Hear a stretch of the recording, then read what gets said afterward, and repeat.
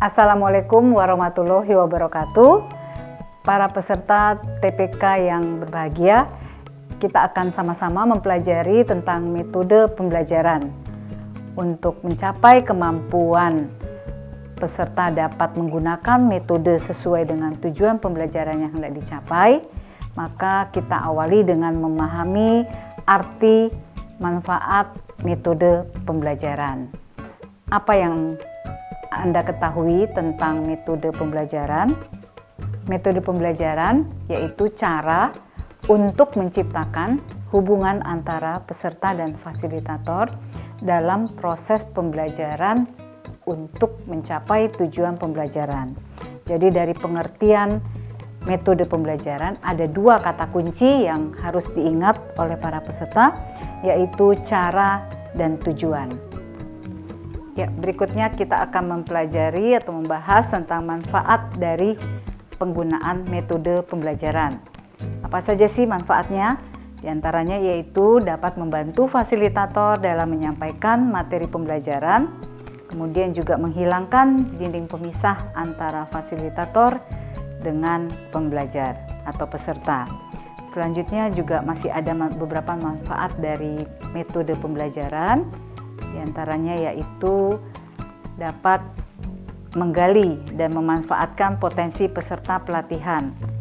Contohnya di sini adalah ketika kita menggunakan metode brainstorming, Bapak Ibu bisa memanfaatkan pengalaman peserta dan bertanya dengan menggunakan teknik brainstorming.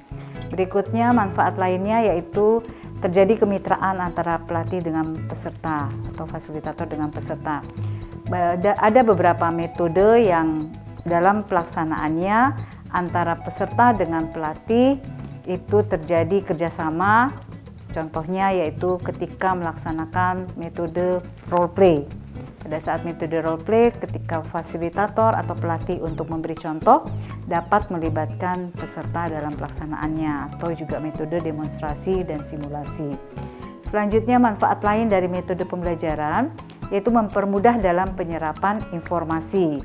Seperti yang kita ketahui bahwa kemampuan mengingat seseorang itu dapat diperkuat dengan berbagai teknik, yaitu di dalam buku How the Brain Learns tentang the best way to learn, bahwa ketika kita menggunakan metode ceramah saja atau lecture, maka hanya 5% kemampuan penyerapan dari peserta kita. Tetapi ketika kita bisa menggunakan metode yang lebih mengaktifkan beberapa indera dari peserta, contohnya seperti menggunakan presentasi dengan audio visual, itu bisa 20%.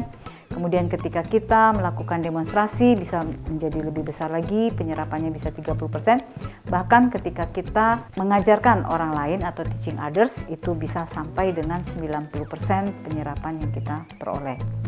Berikutnya manfaat yang lainnya dari metode pembelajaran yaitu bisa meningkatkan suasana fun atau gembira dan juga memotivasi peserta, yaitu dengan berbagai metode pembelajaran yang tadi melibatkan peserta seperti demonstrasi, simulasi, itu sangat memberikan efek yang sangat menyenangkan buat peserta. Bapak Ibu sekalian, itulah beberapa manfaat dari metode pembelajaran yang bisa kita optimalkan dalam pelaksanaan pembelajaran kita. Demikian, semoga pembelajaran ini bermanfaat. Wassalamualaikum warahmatullahi wabarakatuh.